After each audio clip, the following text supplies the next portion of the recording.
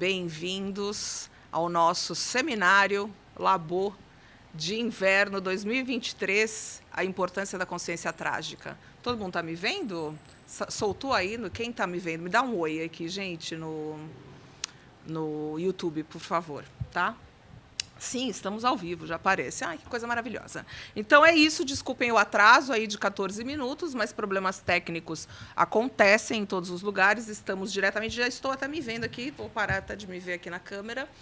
Então, problemas técnicos acontecem quando a gente faz esses programas ao vivo, mas a gente agradece sempre a parceria com a TV PUC, os queridos que estão aqui com a gente. A gente começa hoje com o nosso diretor acadêmico, professor Dr. Luiz Felipe Pondé, que vai falar sobre a obrigação moral de ser inteligente. Só retomando, todo semestre, final de semestre, a gente tem os nossos seminários Labor de Inverno, seminário Labor de Verão, que é a forma concreta dos nossos grupos de pesquisa mostrarem o que estão fazendo. E cada semestre a gente tem um tema diferente, e cada vez os temas são muito interessantes e que os grupos abraçam nas suas pesquisas, né? A gente tem agora a palestra com o Pondé. Eu convido todos, enquanto o Pondé estiver falando, a fazer as perguntas no YouTube, no chat do YouTube, aqui, por favor, que aí a gente vai ter espaço para fazer as perguntas depois. E aí a gente tem mesa hoje à tarde, exatamente 2 mesas, às 2 e às 4, mediadas pelo André Anéas e mediada pelo Fernando Amedi, e com vários dos nossos pesquisadores. Amanhã temos mesa às 10 da manhã, mediada pela Lilian, à 1h pela Adriana Novaes, às 3h pela professora Maria José, e a conferência de encerramento às 4h30 sobre a consciência trágica e a maturidade com a professora Danit. Eu agradeço muito vocês e vamos falar sobre a consciência trágica e a importância de ser inteligente. Professor. Obrigado, Andréia. Obrigado vocês todos. Aqui na minha frente estão os alunos que estão acompanhando o curso, né? Eles não aparecem, né? Não aparecem, né? Bom, então, vocês que estão acompanhando de longe também, nós vamos, então, abrir o seminário de inverno do Labor, de junho, né? Oficialmente, encerramento das atividades do primeiro semestre, mas não acaba, porque julho sempre acontece coisa, um monte de coisa.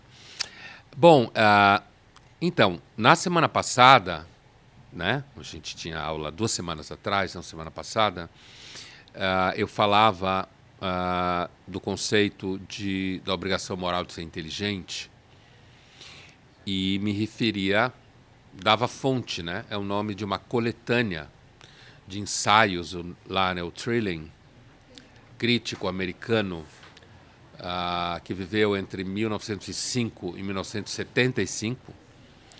E bom dia. E eu falava que, então, eu ia fazer uma relação entre esse conceito e o conceito de consciência trágica, e a gente vem discutindo tragédia desde o nosso primeiro encontro, né? A partir de várias fontes, vários autores, né? E hoje eu vou fazer essa discussão a partir do Lionel Trilling. Eu selecionei alguns trechos, eu trouxe a coletânea aqui comigo, né? A obrigação moral de ser inteligente. Eu trouxe porque o Lionel Trilling escreve de forma brilhante, né? Aliás, tem 2 livros dele traduzidos em português, traduzido pela Realizações, né? Um se chama Sinceridade e Autenticidade, é um livro mais maduro, né? 72, se não me engano, ele morre em 75. Tem uma outra coletânea dele chamada Imaginação Liberal. Essa coletânea Imaginação Liberal contém alguns ensaios que essa coletânea aqui contém, tá? Então, por exemplo, um ensaio famoso dele sobre o livro Princesa Casa Máxima, do Harry James, que eu falei 2 semanas atrás, dei a referência, e porque eu tinha, 2 semanas atrás, dito que a coluna daquela semana do Ahmed, nosso colega aqui do Labor, fazia referência ao ensaio, esse ensaio do Trilling sobre o romance do Harry James, Princesa Casa Máxima, né? Eu não sei se o Casa Máxima está traduzido em português também, mas o Google sabe. Do Harry James, escritor famoso americano radicado na Inglaterra. Estou dando aqui um pouco o trajeto, né, desse conceito, e daqui a pouco eu vou citar umas 2 fontes aqui do próprio autor. Nesse ensaio do Trilling sobre o romance do James, Princesa Casa Máxima, que é um romance sobre o movimento anarquista na Europa no final do século XIX, né? Cuja Princesa Casa Máxima é uma personagem central que dá nome ao livro, né? Uma então princesa anarquista, né?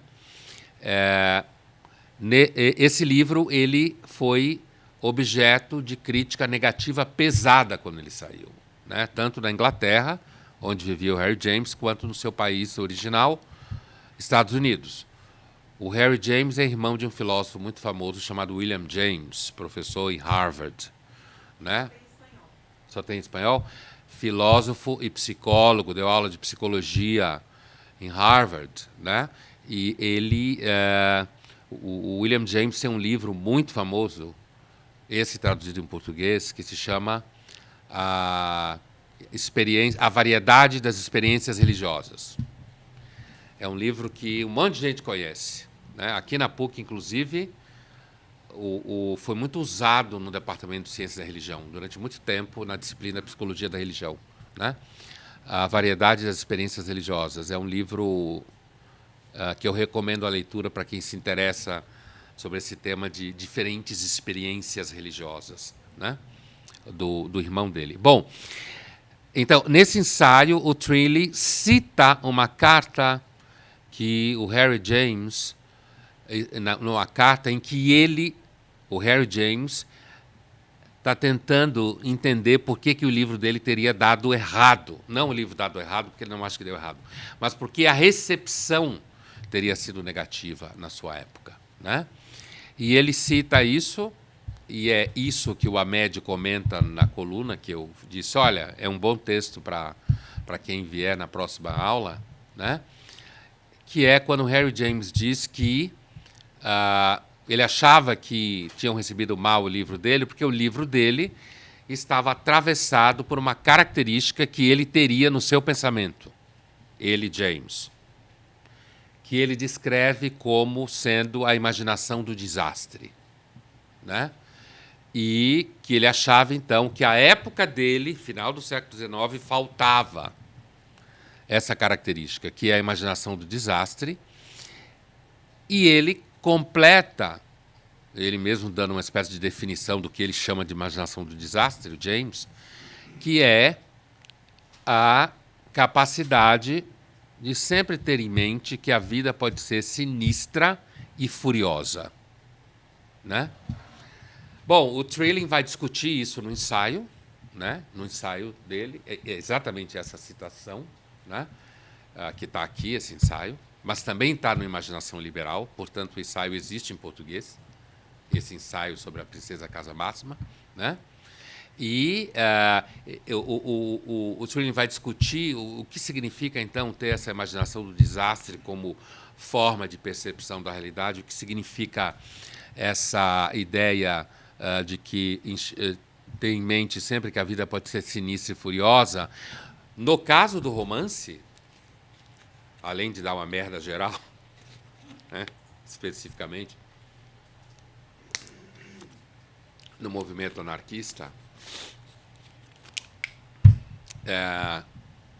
o movimento anarquista é um movimento que reteve muito de um certo tom romântico, né, no movimento anarquista, apesar de que foi um movimento bastante violento, né, bastante violento em termos de ataques terroristas, como se fala hoje em dia, né, assassinato, de pessoas específicas, era uma prática do movimento anarquista, né? Inclusive matou o czar Alexandre II na Rússia, né? 1881. Então, assim, mas a tragédia específica do romance é a tragédia, a percepção de um jovem proteger da princesa Casa Máxima, né? Jovem estudante proteger da princesa Casa Máxima, que é descobrir que, na realidade, a violência no mundo, o regime burguês aristocrático que dominou tanto tempo a Europa, contra o qual o movimento anarquista se ergueu, havia produzido grandes obras artísticas, né? E que, quando ele entra em contato com essas grandes obras na Itália, para onde ele vai, né, especificamente, ele percebe que talvez a ideia de que todos os homens são iguais, ou que todos os homens deveriam ser livres, e que o regime violento que existiu na Europa até então teria sido condição para a produção de grandes obras artísticas ao longo da história. Essa é a tragédia do movimento anarquista no romance, entendeu? Quer dizer, é a dúvida de que talvez você não tenha uma relação direta entre a ideia de produzir um mundo melhor e justo com a ideia da complexidade que é a realidade, certo? Que, às vezes, você tentando simplesmente fazer o mundo ficar cada vez melhor e imaginar utopias políticas, você destrua a própria capacidade da criatividade artística, que é um tema do Harry James, né? O Harry James é alguém que, inclusive, a mudança dele dos Estados Unidos para a Inglaterra, uma das causas é porque ele achava que os Estados Unidos era um país pouco inteligente, justamente porque estava todo mundo ocupado em ser feliz e ter sucesso. Essa é uma das causas. Enquanto que ele entendia que a Inglaterra, por ser um mundo antigo, né, então as coisas não eram tão retas assim, tão óbvias. E aí eu chego aqui. Essa ideia da obrigação moral de ser inteligente, na realidade, não é do Trilling, certo? É uma ideia de um crítico literário mais antigo chamado Erskine, e que essa intuição do Erskine vai ser importante para o Trilling. E essa intuição é a seguinte: eu passo aqui a uma primeira citação do Erskine, né?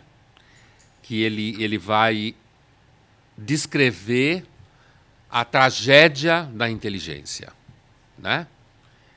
E ele vai falar de uma divisão, né? Essa divisão, ele não cita aqui, mas quem conhece o Pascal, que vai ter o colóquio lá já, né? Semana que vem, aqui no Labor, esse sábado da semana que vem, dos 300 anos, 400 anos, 1623, do nascimento do Pascal. Pascal tem uma frase, o Pascal escrevia em fragmentos, né, famosa, que acho que virou até samba no Brasil: o coração tem suas razões que a própria razão desconhece. Belíssima ideia. Que é, portanto, existe uma ignorância profunda entre a razão e o coração. Isso no Pascal tem toda uma linhagem, todo um desdobramento filosófico, a ponto do Pascal ser considerado uma espécie de pai da tradição irracional na filosofia. O meu doutorado foi sobre Pascal, né, que eu defendi em 97, e eu lembro que uma das professoras que me arguiu, especialista em iluminismo, Maria das Graças, foi na USP, que ela abriu a arguição dela dizendo: bom, o candidato aqui está defendendo uma filosofia lunar. Ela descreveu dessa forma, né? Que eu estaria defendendo uma filosofia lunar porque eu estaria defendendo a filosofia do Pascal, né? E olha o que o Erskine fala. o objetivo dele, né, é mostrar que existe um conflito entre a ideia de caráter e intelecto, caráter moral e intelecto, né? E que existe, portanto, uma escolha muito difícil entre a bondade e a inteligência. Nós já estamos dentro da tragédia, certo? Conflito, uma estrutura em que há uma imperfeição estrutural no mundo. Lembra que a gente vem discutindo isso? É claro que quem não está fazendo o curso, não fez todas as aulas, pode estar boiando. I'm sorry, né, para quem está acompanhando, mas boiar nas coisas faz parte da tragédia. Né? Então, assim,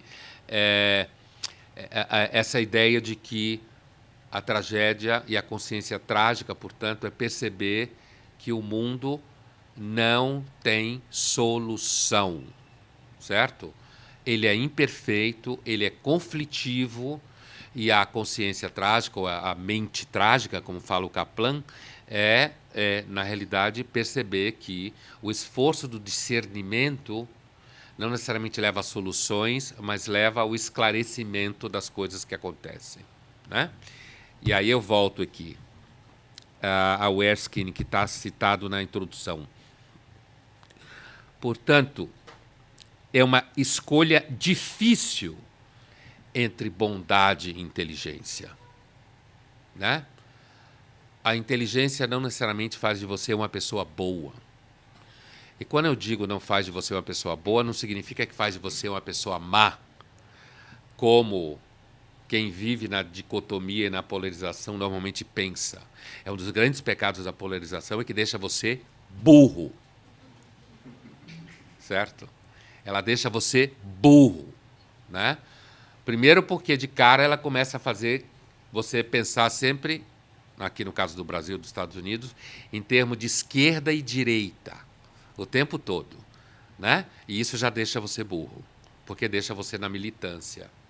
E a militância sempre deixa você burro, mesmo que seja por uma causa boa, porque você tem que reduzir a percepção da realidade. Bom, é difícil a escolha entre a bondade e a inteligência, né? E ele diz, começa a explicar o Erskine, que é da onde vem a ideia da obrigação da moral de ser inteligente que o Trilling vai usar, né? Bom, e ele fala que a estupidez é a primeira prima, né, em inglês é neutro, first cousin, para a conduta moral. Olha que afirmação dura essa. A estupidez é a primeira prima da conduta moral. Ou seja, às vezes, para ser moral, é mais fácil você ser estúpido. Certo?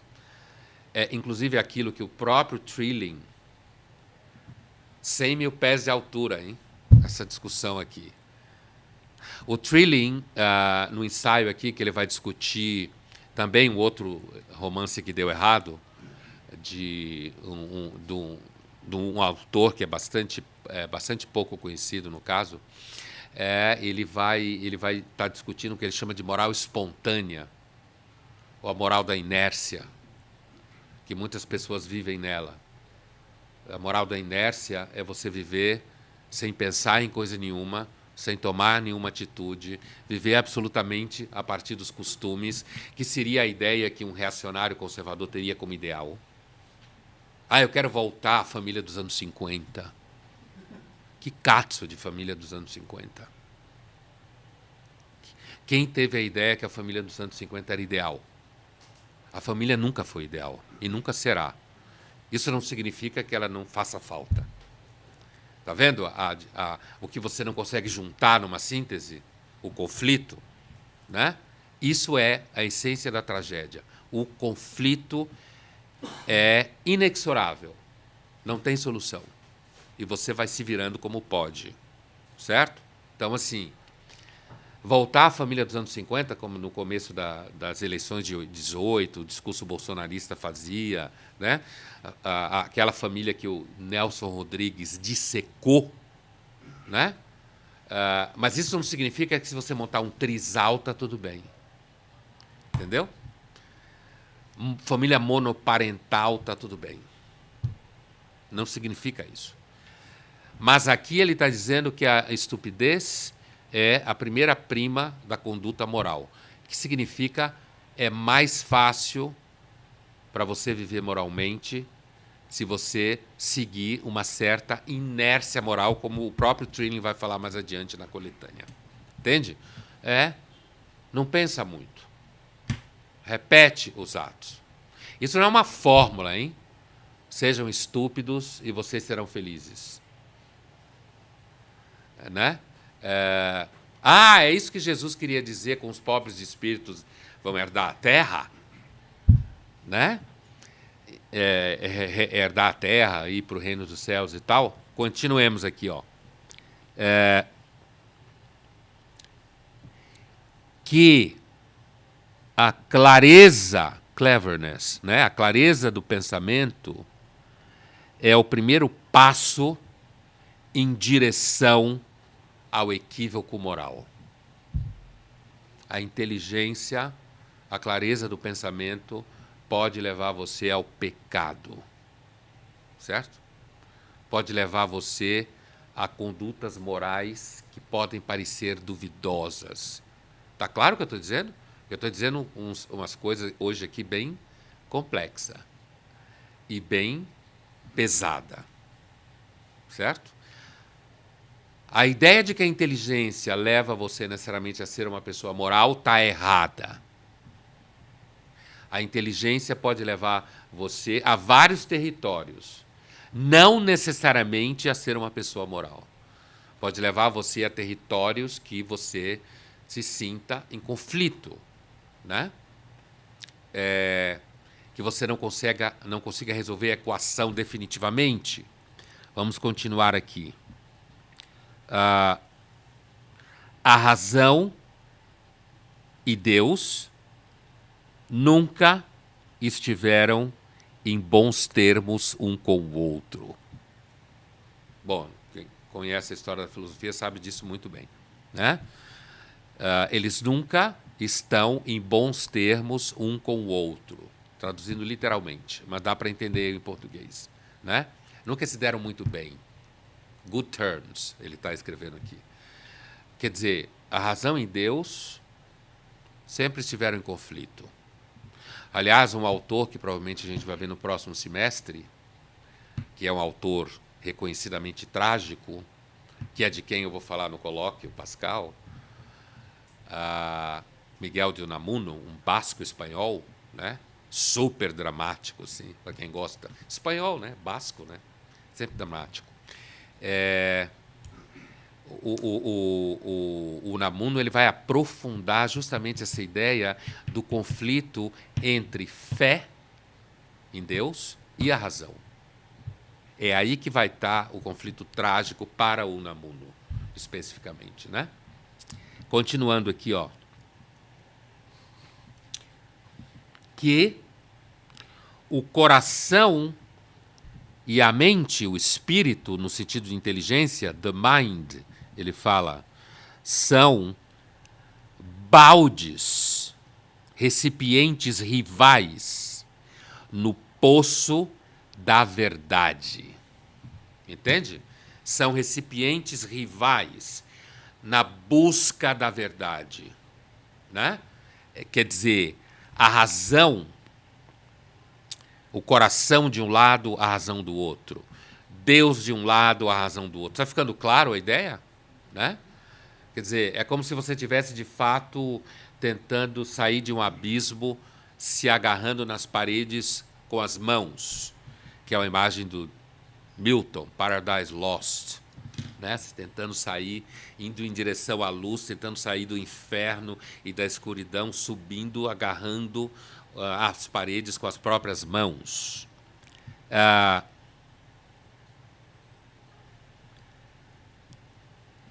Mente Inteligência preenchida, coração faminto.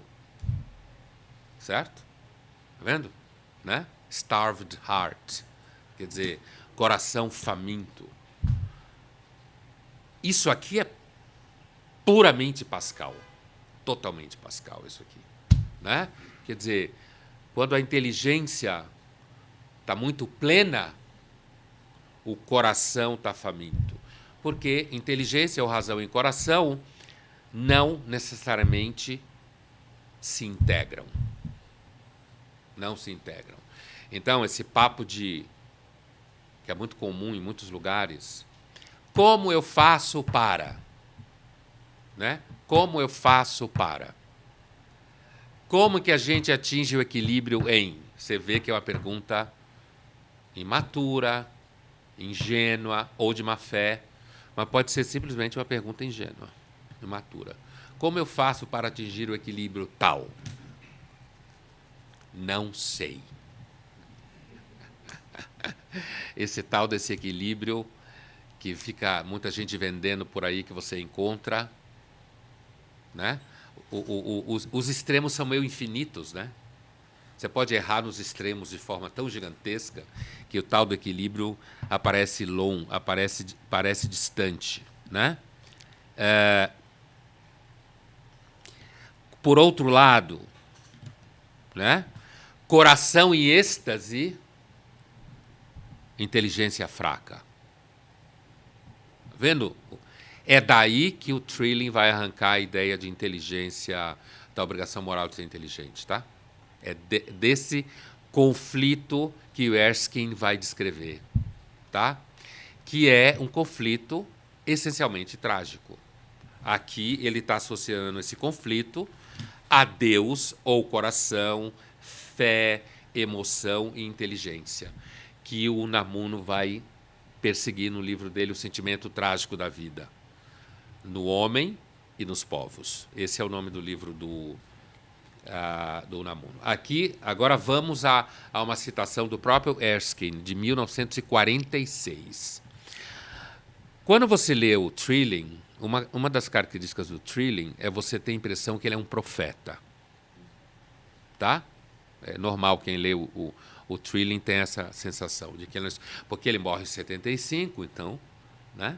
Ele está escrevendo isso que eu vou ler para vocês agora em 46, né?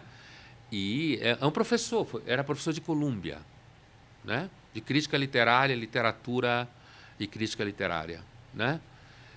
Então, ele fala coisas que, inclusive, vou ver meu tempo aqui, inclusive,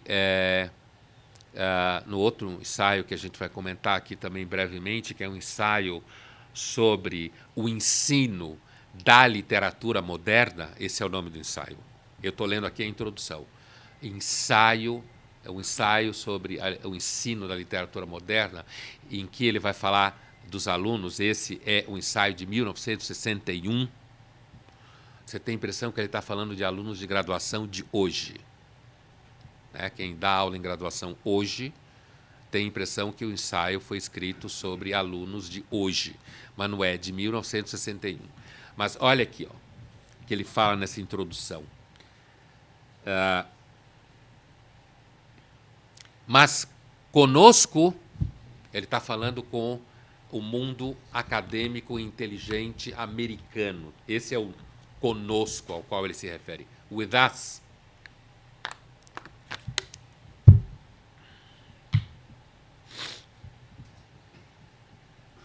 It is always too late for mind, yet never too late for honest stupidity. Ele nessa citação ele vai o tempo inteiro jogar com it's always too late for, never too late to. Ele fica jogando com essa oposição, tá? E nessa primeira ele está dizendo que nunca é sempre muito tarde para a inteligência, né? E depois ele diz, ainda, entretanto, nunca tão tarde para a estupidez honesta. Está vendo como parece a situação anterior? Né? Quer dizer, nunca dá tempo do esforço para entender as coisas. Mas nunca é muito tarde para você ser um estúpido honesto.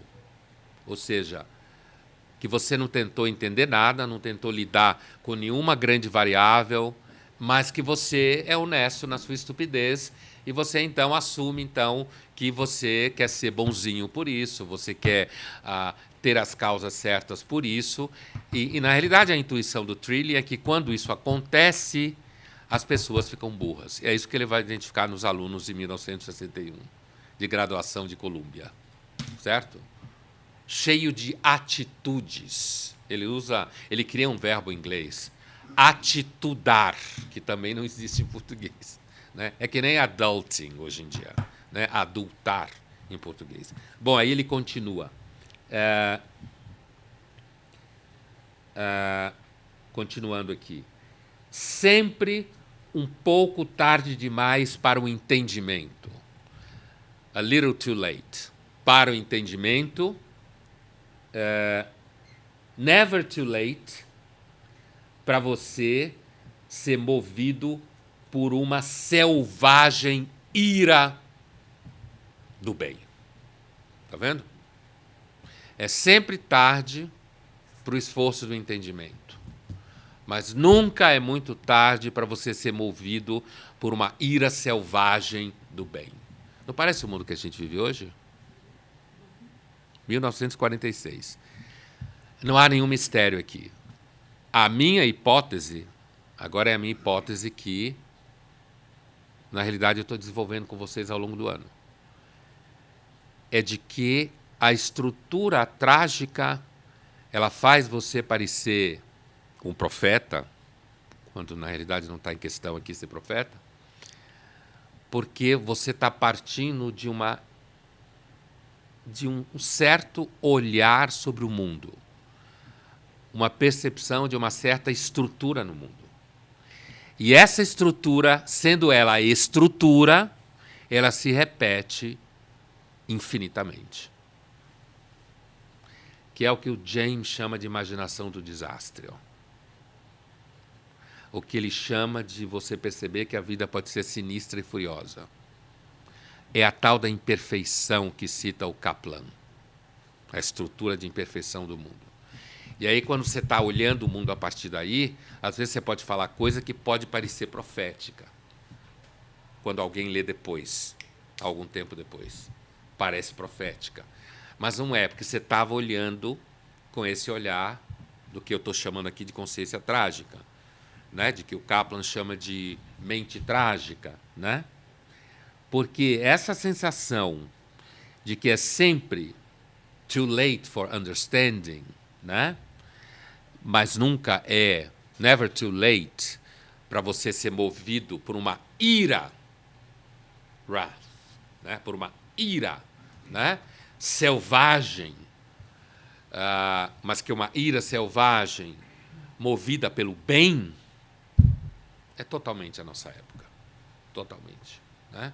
A certeza que algumas pessoas têm, e aqui atravessando os dois lados ideológicos, né, de que você está sendo movido pelo bem e que isso autoriza você a ser burro, estúpido, certo?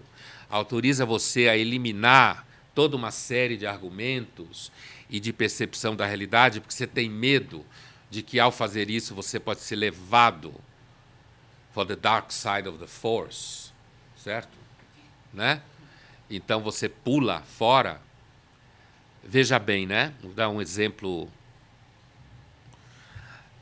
noticioso, como se fala na imprensa, noticioso, efêmero, né? Uma efeméride da semana. O Trump está sendo processado nos Estados Unidos, todo mundo sabe, né? Corre processo estadual em Nova York, ele está enfrentando uma corte federal na Flórida, que é muito mais sério o problema, está sendo processado, poderá vir a ser preso, primeiro caso, né? nos Estados Unidos. Aqui no Brasil, a gente está criando tradição de prender ex-presidente. A gente está na frente dos Estados Unidos nisso. A gente está criando jurisprudência de pôr ex-presidente na cadeia, mesmo que depois sai, né? Mas aconteceu, né? E pode vir a acontecer de novo, né? Mas o Trump, então, sai, vai para um restaurante cubano, promete comida para todo mundo, bate selfie, como se diz, as doações para a campanha dele estão crescendo por causa desses processos, né? Ele, como candidato possivelmente vitorioso, seguramente vitorioso das primárias republicanas, possivelmente cresce, ameaça a reeleição do Biden, e o Partido Democrata colocar o Biden para ser reeleito, que é um homem que já está numa situação difícil do ponto de vista de idade, é a prova concreta que o Partido Democrata está mais perdido do que cego em tiroteio, que, aliás, não posso mais falar, capacitismo, certo? Então, assim, né? Então, assim, o Partido Democrata não sabe o que fazer, não tem candidato, porque o Partido Democrata hoje é uma colcha de retalhos de identidades que se odeiam e brigam, certo? Sem denominador comum, tá? Então, o Biden, que é um homem, coitado, de mais de 80 anos, certo? E que estará perto dos 90, de repente, né? E o Biden pode vir a ser derrotado pelo Trump em 24, né? Então, qual é a leitura do Partido Republicano e da chamada direita americana? Que quem está movendo esses processos são... Não existe, o Ministério Público americano, que não existe, né? Mas é o Poder Judiciário americano contaminado politicamente pelo Partido Democrata, que quer tirar o Trump da eleição de 24. Ou seja, a suspeita que o Poder Judiciário é contaminado por política não é só no Brasil. Tá? Essa é uma outra discussão que deixa todo mundo com o cabelo em pé, porque pode vir algum idiota e dizer para você: ah, você é bolsonarista? Certo? Quando o problema, que é um problema real, que tem em vários países do mundo esse pau comendo, fica parecendo que é uma discussão de quem é da bolha bolsonarista. Né? Bom, esse argumento do Partido Republicano, de que isso é, na realidade, uma contaminação do Poder Judiciário para tirar o Trump da eleição em 24, é o mesmo argumento que a esquerda brasileira usou quando Lula foi preso em 18. Para tirar ele da eleição em 18. É o mesmo argumento. Idêntico. Como que alguém que consegue juntar duas ideias não percebe isso? Aí não precisa nem ser inteligente.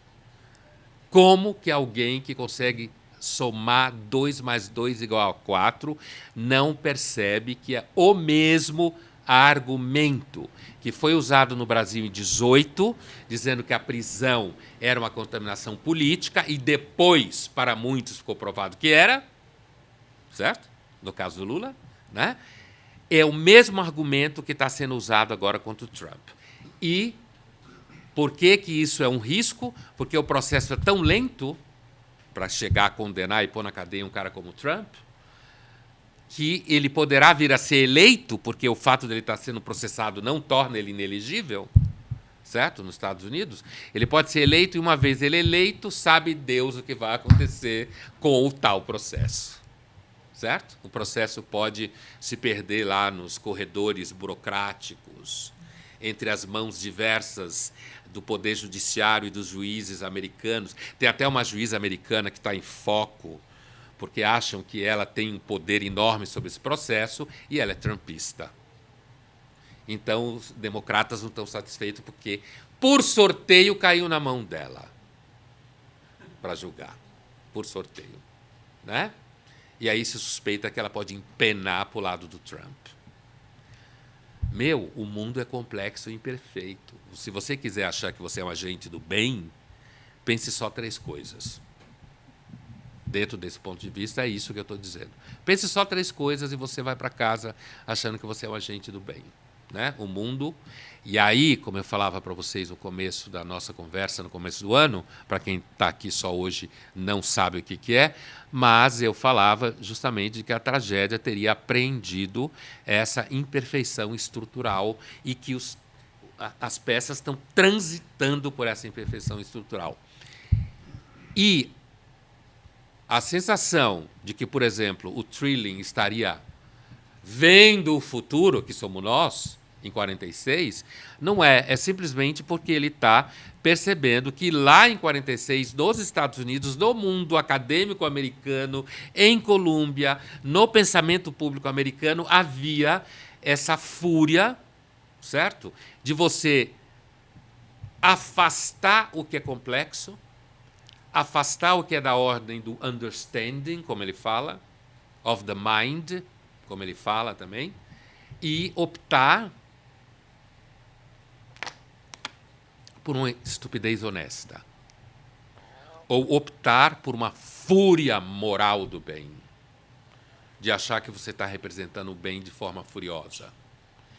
Isso você consegue facilmente ver na imprensa, na mídia, nas redes sociais, no poder judiciário, no poder legislativo, em alguns casos também você vê, tem muitos casos de corrupção pura e simples, mas assim, e que agora, inclusive, hoje está na imprensa um projeto de lei em que você criminalize a ofensa a políticos. Caros irmãos, o que significa isso? Significa que você pode ser processado simplesmente por usar determinadas frases, e quando você começa a ler frases, analisar frases, para ver se os autores das frases podem ser presos ou podem ser punidos, você já está na esfera da censura, mesmo que você ache que não está. Basta conhecer a história da Inquisição, ter lido processos da Inquisição, você vê que é a mesma coisa, certo? É a mesma coisa. E se você tem uma lei que criminaliza ofensas a políticos profissionais, o que a gente vai fazer na democracia se não pode xingar político? Que a maior parte da democracia é isso. O que você vai fazer? Né? Bom, continuemos com o nosso amigo Trilling, 46. Né? Deixa eu ver se eu acabei a minha citação. Eu não lembro onde eu parei. Não acabei. Sempre too late para o pensamento, never too late para o moralismo ingênuo. De novo, isso em 46? Nunca tão muito tarde para o moralismo ingênuo. Ai, como você é fofo, como você tem as ideias certas, né? Vai levantar uma discussão complexa numa aula de graduação hoje para ver o que te acontece. Vai levantar. Né? E não é só, eu não estou falando levantar o professor levantar, o próprio colega levantar, para ver o que acontece com ele ou com ela. Vai levantar. Vai colocar em questão algum dogma do bem hoje para ver o que acontece. Né? Como, inclusive, alguém pode até te filmar. Algum colega. Acontece isso. Pode gravar o que você está falando. Né? Isso pode criar um monte de problema. É disso que o Lionel Trilling está falando. Né? É desse ambiente lá em 46 que ele está falando, que é o ambiente que a gente vê hoje. Só que ele, embaixo disso ele está falando de uma estrutura que se repete. Né? Que estrutura é essa?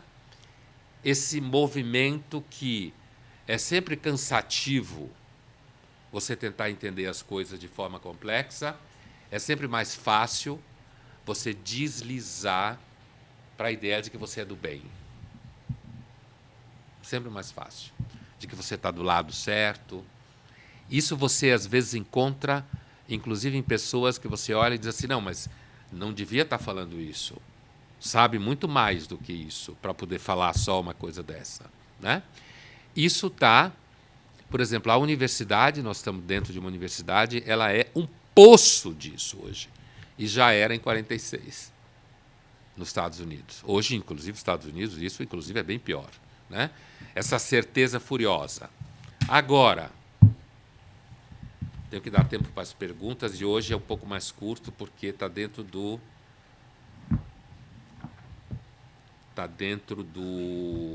seminário. Aqui.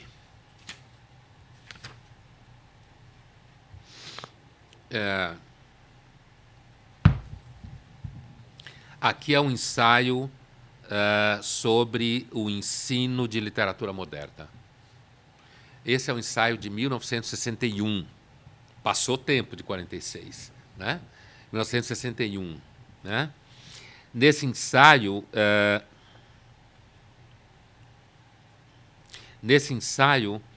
ele vai falar que ele, como professor em 1961, tendo que dar aula sobre literatura moderna, né? E ele fica preocupado, porque ele fica preocupado de dar pau, ele dando aula de literatura moderna, né?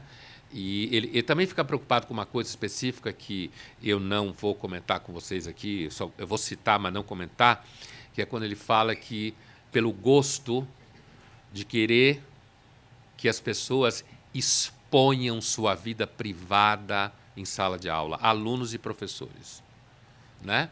Essa ideia de que, se você é honesto, você fala da sua vida privada, né? A honestidade intelectual implica você se colocar privadamente, que hoje é uma coisa clássica nas redes sociais, né? Você se expor, falar da sua vida privada, inclusive para engajar pessoas, né? Bom, mas isso aqui não é o que me interessa especificamente, né? O que me interessa aqui é...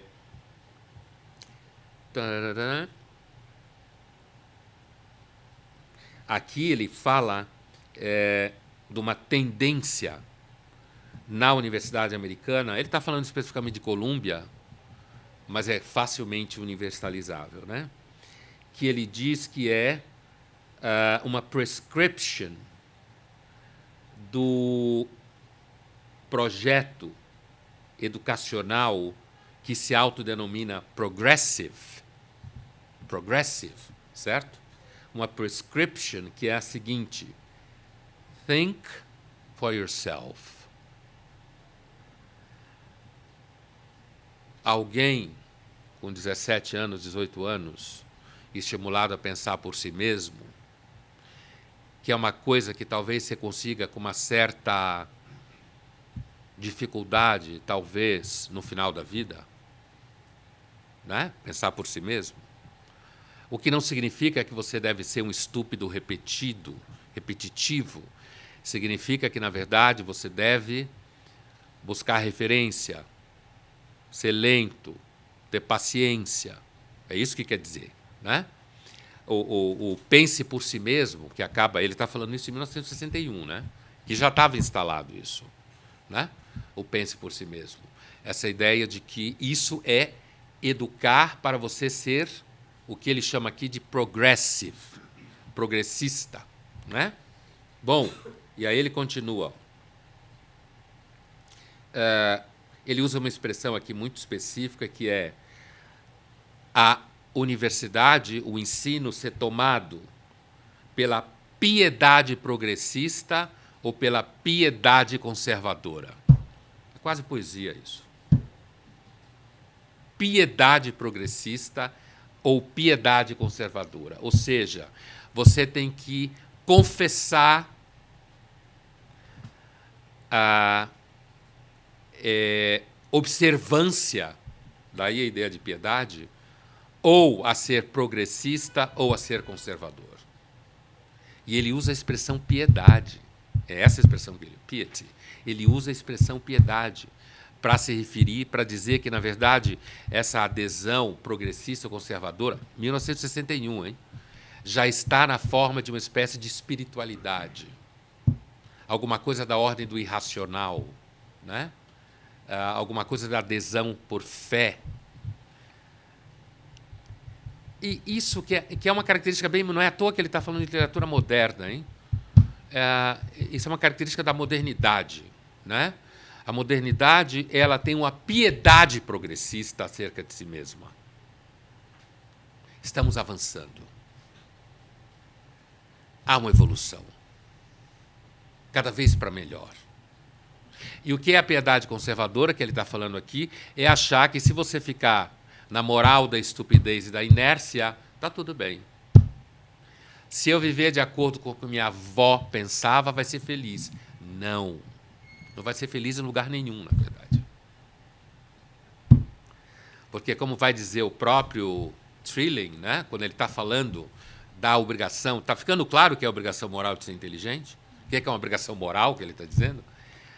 Quando ele vai dizer que a obrigação moral de ser inteligente é da ordem... Ele chega a dizer literalmente, imagina isso você falando para pais hoje, imagina alguém que vai falar para pais de escola ou de universidade, numa reunião com pais, que é uma das piores coisas que existe no mundo, é reunião com pais em escola, deve ser proibido, né? Aí imagina assim, né? Ele diz, a função do ensino não é fazer com que os alunos se sintam bem. Meu Deus, hoje essa é a função da escola. E da universidade já já. E das empresas também. Aí é problema porque tem que produzir dinheiro. Aí ficam fazendo ginásticas nos recursos humanos, para parecer que não é isso, né? Mas, assim, imagina, ele diz, a função do ensino não é fazer os alunos se sentirem bem. A função do ensino é tentar fazer com que eles sejam um pouco mais inteligentes. O que tem a ver com uma certa, ele usa a expressão, fearlessness. Uma certa fearlessness. Ausência de medo. Tem uma palavra só para fearlessness? Destemido, é boa essa. Né? Ser destemido. Né? E aí ele fala, na continuidade da frase, em inglês parece até uma coisa de poesia. E não happiness, ele fala. Ele contrapõe fearlessness com happiness. Quer dizer, a função não é deixar os alunos felizes, se sentindo bem. Agora, imagina se você vai fazer um discurso para pais e você faz esse discurso hoje. Dá vontade de fazer, né? Ah, não vou pôr meu filho nessa escola, não. Para o marketing é péssimo. Eu quero que os professores façam meu filho feliz. Não é não? Bom, continuando aqui, ó, avançando para ir para as perguntas. Aqui eu já fui. Aqui ele continua, ó. Continua no mesmo ensaio, tá? Ele vai dizer assim...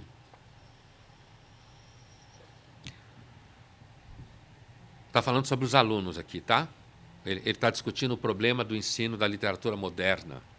Ele está falando disso, especificamente, tá?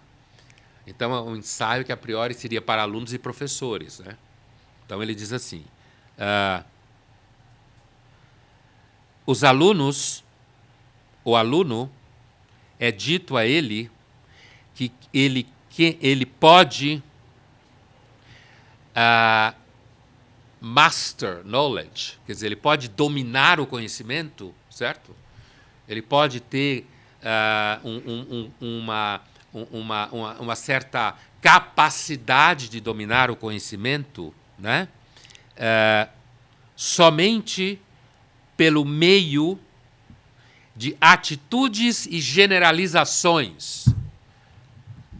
E é aí que ele vai, mais adiante, ele vai falar, ele usar um verbo que é attitudinizing. Né? Ele vai fazer essa licença poética. Né? Attitudinizing. Quer dizer, o aluno é ensinado que ele vai master knowledge somente por ter atitude. O que é atitude? Eu penso isso, minha posição é essa, eu concordo com isso. Ah, isso é um absurdo, né? Eu vejo isso em aula. Todo mundo que dá aula em humanas, não sei como é em exatas, em medicina era diferente, mas assim, em humanas com certeza é assim, é atitude. Você adere a um grupo, você acredita. Eu sou tal coisa, né? Eu penso assim. Não concordo com isso. Isso é alguma coisa que remete a umas 500 páginas para você poder dar conta. Não concordo com isso. Na versão simples, eu sempre falei para alunos quando está dando curso de clássicos, cuidado para não dizer frases do tipo Platão não está com nada. Cuidado. Porque se tiver alguém com algum repertório perto de você, vai saber que você, no mínimo, você está perdido. Você não sabe do que está falando. Né? Platão não está com nada, imagina. Uma vez eu vi isso especificamente num ambiente de faculdade, não era uma aula, não, era uma espécie de evento em que uma aluna falou Dostoiévski não está com nada. Eu lembro que colegas dela que estavam do lado dela olharam para trás assim, né? E essa menina ficou marcada durante um tempo. Né? É claro que aí, nesse caso, nem quer dizer que você é especialista em Dostoiévski, significa só que é um gosto olhar feio para sua colega, porque você sabe que ela fez uma cagada, mesmo que você não saiba por quê. Entendeu? Você não necessariamente sabe por quê, mas zoar ela já vai ser gostoso. Porque como que alguém fala, o nome é até difícil de falar, Dostoiévski não está com nada. Né? Bom, e continua aqui o nosso amigo. Generalizações. O Tocqueville, em 1831, que é um autor conhecido, né? Francês, que viajou 9 meses. Eu vou fechar aqui para escutar perguntas. Ele fala, quando ele está nos Estados Unidos em 1831, e ele anota no seu diário de bordo, que virou Democracia na América, puta livro, ele fala que uma coisa que ele percebia entre os americanos é que os americanos tinham gosto de generalizar as coisas. Ele chega a dizer que é o único povo que ele conheceu que era cartesiano, porque ele diz que na França nunca conseguiu encontrar um. Né? E ele está se referindo a essa coisa de generalizar as ideias a partir de pedaços, como fala Descartes, de forma extremamente mais complexa. Então, ele está dizendo aqui que os alunos são estimulados a ter a atitude de generalizar as coisas. Uma ideiazinha, com redes sociais, isso então virou uma festa. Né? Uma frase generaliza um monte de coisa a partir dali. E tem um monte de opiniões. Né? E, na sequência...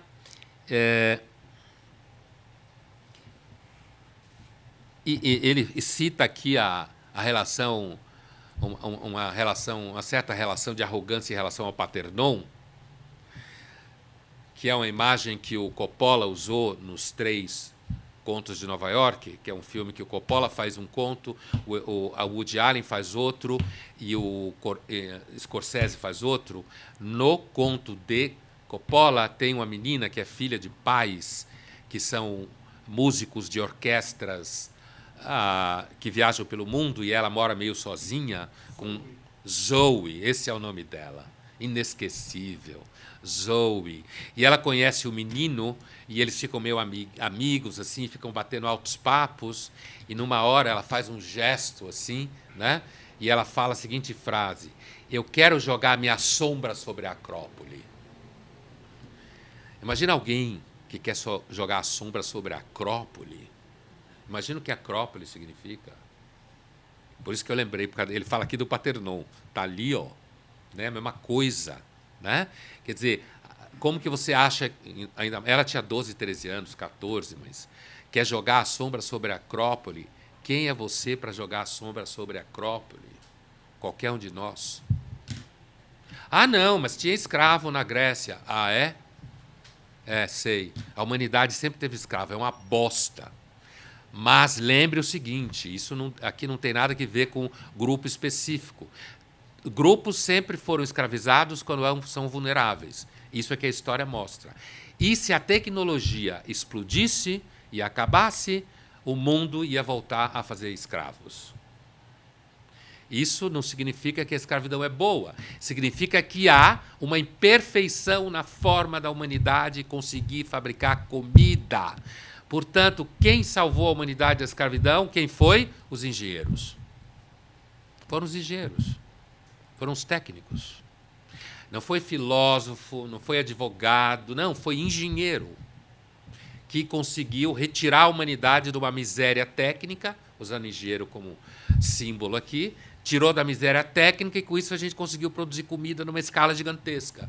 Se isso acabar, os mais fortes vão começar a escravizar os mais fracos de novo para conseguir produzir comida. Está vendo um exemplo do que é a imperfeição estrutural, né? Aplicado a uma questão extremamente concreta?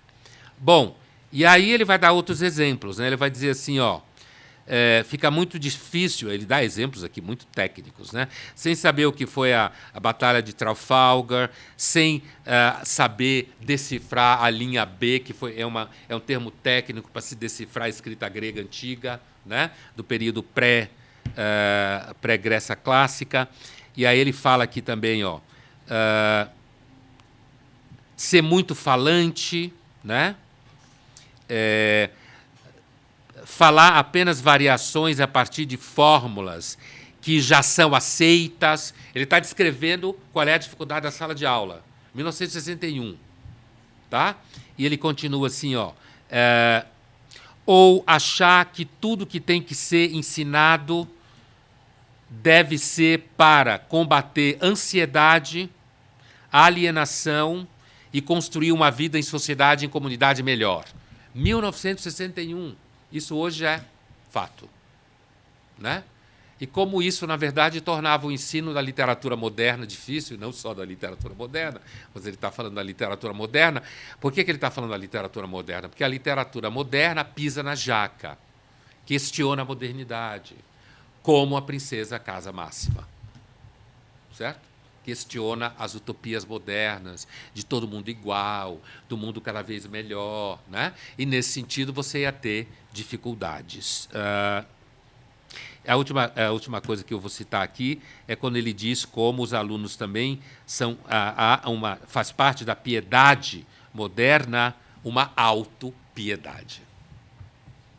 Autopiedade. Conhece coisa mais atual do que a autopiedade? Né? Bom, perguntas.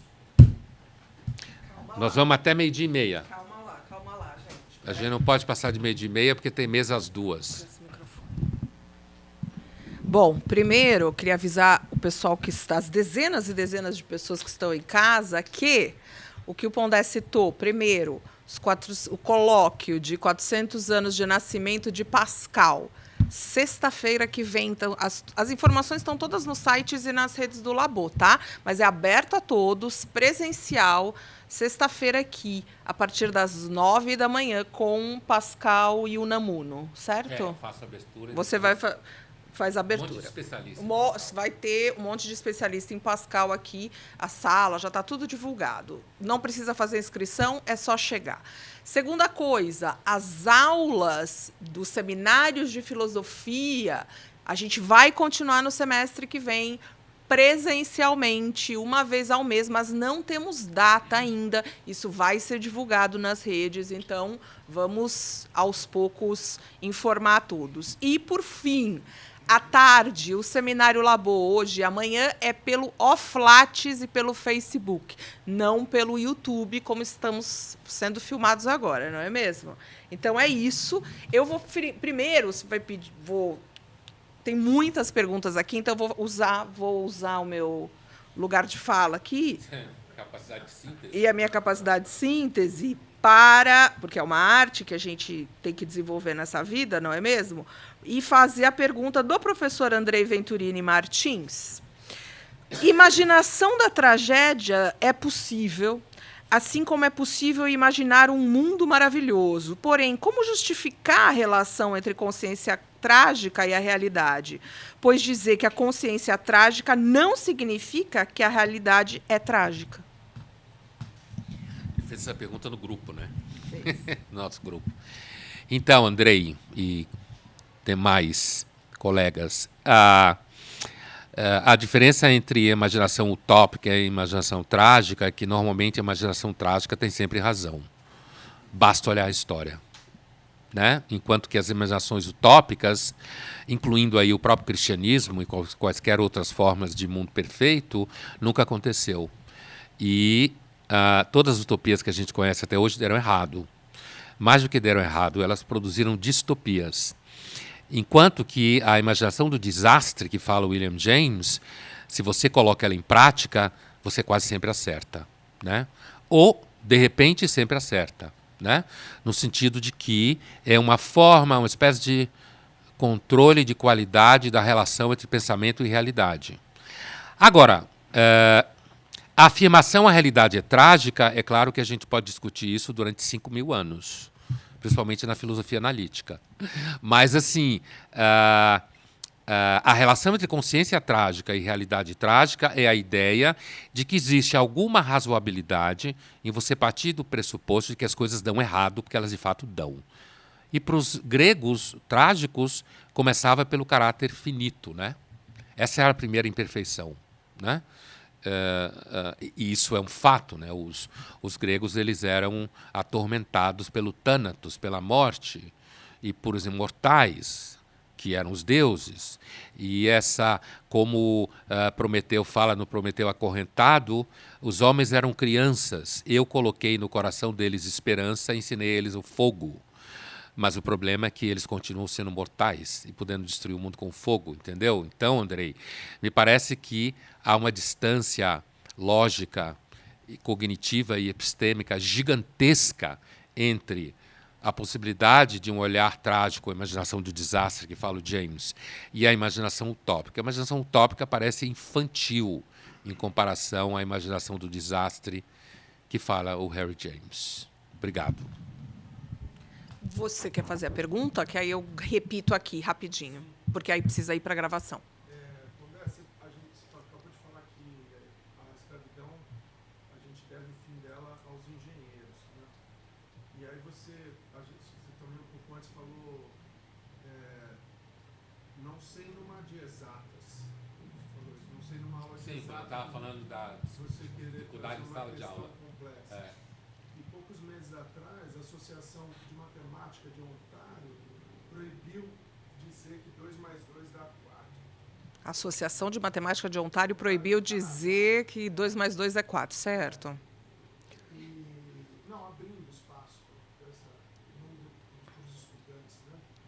E aí, logo no começo do curso, eu perguntei se não teria espaço hoje em dia para um extra trágico. Extra trágico. Um novo trágico adiante, né? Que, sei lá, às vezes me parece estar se formando assim, uma espécie de novo, como se Galileu pudesse temer novamente, se nascesse hoje em dia. Se Galileu pudesse temer novamente? Se nascesse hoje em dia, pudesse viver tudo de novo, viver todo o tormento a perseguição que ele sofreu. Né? Então, Você está falando da possibilidade de surgimento de censura de novo. Sim, censura e disso invadiu o lógico, né? Uhum. Até a matemática. Até a matemática. Né? Você vê isso como uma ameaça anedótica de uma coisa muito canadense que está rolando? Você acha que isso pode eventualmente tomar uma dimensão realmente mais preocupante? Eu acho que do ponto de vista de quem faz cálculo em engenharia civil, para construir ponte, prédio, barragem, ele pode até ser proibido de falar que 2 mais 2 igual a 4. Transmissão. Bom, eu vou continuar. Pode continuar. Tá? Do ponto de vista do engenheiro que faz cálculo, eu acho que ele até pode ser proibido de falar que 2 mais 2 igual a 4, mas eu acho que as pontes no Canadá vão continuar sendo feitas a partir desse cálculo. Então, me parece, pelo menos evidente, de que ainda que a gente possa encontrar dimensões contextuais em quem faz matemática, as pessoas, acho muito difícil levar isso a sério. Acho muito difícil. E acho muito difícil que os engenheiros levem isso a sério. Né? Porque como que você vai fazer cálculo? Como você vai fazer avião voar sem matemática? Só se você encontrar algum outro sistema simbólico, em que 2 mais 2 não seja igual a 4, mas você encontra uma outra linguagem de símbolos e algoritmos para você conseguir fazer esse tipo de coisa, entendeu? Então, me parece anedótico. O Canadá é anedótico, né? Ele tem sido anedótico em algumas questões, como a gente sabe, o Canadá especificamente. E, nesse caso, até pior do que os Estados Unidos, em alguns casos, né? Porque os Estados Unidos tem mais contraditório dentro dele. O Canadá não tem, inclusive porque tem, sei lá, 10 pessoas na população pequena, né? O que faz, inclusive, ser muito bom, né? Do ponto de vista de qualidade de vida, né? Muito mais tranquilo, né? Nesse sentido. É um país que é um destino de imigração tipo paraíso. Mas essa questão não me parece que isso... Imagina, que você... Tá bom, você muda a língua. Mas será que quem faz avião voar é física newtoniana, né? Que é feita em números. Não me parece que dê para... E quando eu falei isso, é porque eu imagino que, num ambiente em que você é responsável, sabe, o Thomas Sowell, intelectual americano vivo, no livro dele Intelectuais e Sociedade, traduzido em português pela ele fala que a diferença entre alguém que está dando aula, ensinando alguém a pilotar avião, e alguém que está numa aula de humanas, é porque na aula de humanas você pode ter uma teoria total sobre como o mundo deve funcionar e o que deve ser feito. E não vai acontecer nada com você se sua teoria é falsa. Zero. Os alunos, se portarem aquilo em prática, se você ensinar um piloto a pilotar errado, o avião cai. É isso que eu queria dizer. Ok? A última pergunta, Pondé, o pragmatismo... Continuamos fora do ar? Continuamos, mas a gente está gravando, depois vai tudo para o ar. O pragmatismo é uma tentativa de responder ao problema da imperfeição estrutural do mundo? De que é essa pergunta? De Jean-Philippe. Ele é filósofo? Deve ser, eu creio que sim. Eu estou perguntando porque, se ele é filósofo, ou ele está usando o pragmatismo no sentido senso comum, são duas coisas completamente diferentes. São duas perguntas completamente diferentes. Ele devia dizer quem ele é. Agora já E da onde ele tirou essa pergunta. Porque Jean-Philippe... Jean-Philippe. Então, Jean-Philippe, eu não sei se você é filósofo, se você conhece o pragmatismo em filosofia. Eu fico ainda mais em dúvida, sabe por quê? Porque um dos nomes diretamente ligados à criação do pragmatismo filosófico nos Estados Unidos é William James. E eu citei William James. Então, eu não sei se ele fez essa pergunta porque ele conhece William James, conhece a escola pragmática americana, e, portanto, ele fez essa pergunta, ou se ele está usando o pragmatismo no sentido do senso comum, que é o quê? O pragmatismo seria uma forma de lidar com a imperfeição do mundo, coping with, lidando com o mundo, procurando soluções mais práticas, né? Procurando soluções mais viáveis, por exemplo, entregando o mundo mais na mão de engenheiros do que filósofos, por exemplo, sendo pragmático, né? O que, evidentemente, o pragmatismo senso comum pode produzir uma suave estupidez acumulativa, que é você achar que, como tem coisas que você consegue resolver sendo pragmático, no senso comum, você consegue resolver tudo. E aí começa a surgir a suave estupidez acumulativa, né?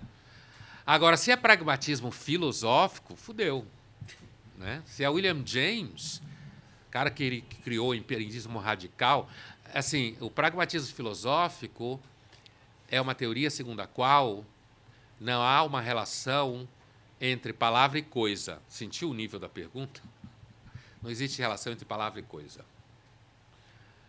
Um autor da tradição do James, do século XX, muito famoso, é o Richard Rorty, né? Maior filósofo da tradição pragmatista conhecido na segunda metade do século XX. se não existe relação entre palavra e coisa, que é uma ideia que vem desde a Idade Média, os gregos já se perguntavam, quer dizer, existe uma relação, quando eu digo cavalo, a palavra cavalo tem uma relação intrínseca com o que é um cavalo, ou a língua é pura convenção, certo? Um filósofo que levantou esse problema, ainda no final do XIX, foi Nietzsche, sem falar em pragmatismo, quando ele disse que a linguagem é um exército móvel de metáforas. Portanto, a linguagem é uma convenção. Não tem nenhuma relação entre palavra e coisa. Hã? É, isso aí. Quer dizer, é um exército que se move, certo? E, portanto, você pode chamar uma coisa de outra, e a relação é puramente metafórica. Não é uma relação de, como em filosofia na Idade Média se falava, adequatio rei. Adequação entre palavra e coisas. Entende? É você quebra essa relação, e o pragmatismo vai dizer que, na realidade, o significado de uma palavra deve ser dado pela ação profícua que aquela palavra tem no mundo sendo usada. Portanto, é o uso bem-sucedido da palavra que determina qual é o sentido dela. Isso vai mudar toda a discussão sobre problemas morais, por exemplo. Porque se você fica no sexo dos anjos discutindo problemas morais, é melhor você baixar o nível da discussão e ver como você pode resolver problemas de forma pragmática. Então, existe uma relação entre o pragmatismo filosófico e o pragmatismo senso comum. Entende? Existe uma relação. Mas o pragmatismo filosófico vai dar, por exemplo, em questões que beiram o niilismo para muita gente. Certo? As palavras são simples conceitos inventados que aquelas que têm maior sucesso são usadas. Eu posso fazer uma abordagem das redes sociais a partir do pragmatismo filosófico. E entender que as redes sociais vai subverter completamente a linguagem. E se a linguagem começar a ter mais sucesso a partir do que é usado em redes sociais, vamos falar como as redes sociais falam. O Hort chegava a dizer que a linguagem deveria ser determinada, a verdade deveria ser determinada em assembleias políticas. O que a maioria entender que é a verdade, passa a ser a verdade. Entendeu o pragmatismo filosófico? A gente põe em voto. O que a maior parte das pessoas entenderem que é verdade, passa a ser verdade. Já que a gente não sabe o que é verdade. Pragmatismo filosófico está na tradição do relativismo, da sofística, do ceticismo. Está nessa tradição de demolição da razão. Certo? São duas questões bem diferentes. Agradeço todo mundo. Obrigada por esse início de Seminário Labor de Inverno. A gente se encontra presencialmente na sexta da semana que vem, com os 400 anos de colóquio de nascimento de Pascal. E dia 3 de julho, no Arena Labor, no Tucarena, falando sobre o Winnicott, pensador da cultura, e a crise do amadurecimento no mundo contemporâneo, certo? E já começa a primeira mesa às 14h, Facebook e Off Lattes. Beijos, até a próxima. Obrigada.